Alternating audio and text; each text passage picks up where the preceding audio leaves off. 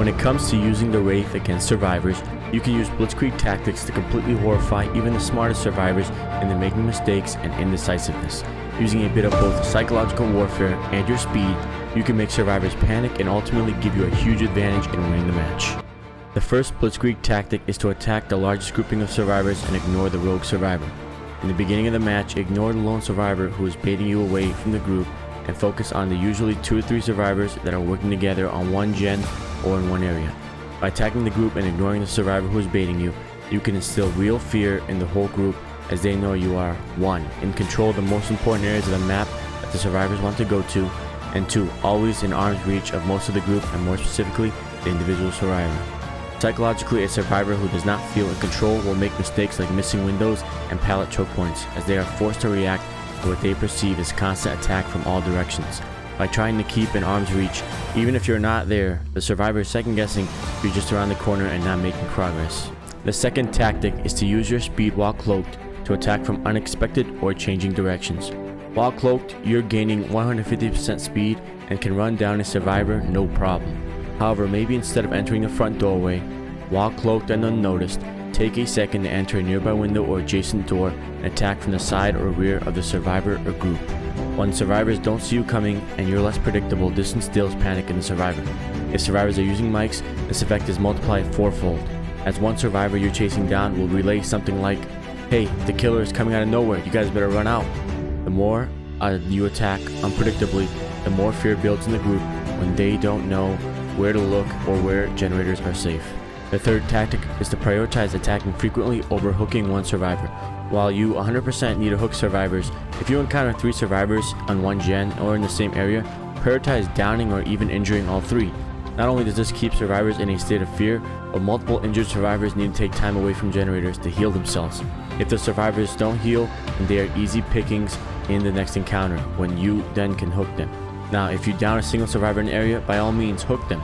This rule mainly applies to when you find 2 or 3 survivors in an area where you can take advantage of the group. The fourth tactic is to don't tunnel in on one survivor.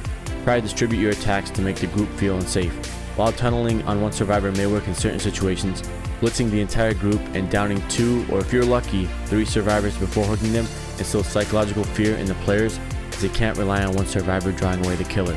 If one survivor peels off to a different part of the map to bait you, let him go and focus on the survivors that are either bunched up in a group or near the most important generators. This keeps 2 to 3 survivors always on their toes and makes them make mistakes like not saving a friend on a hook or ignoring the generators in the contested areas where they think the killer is.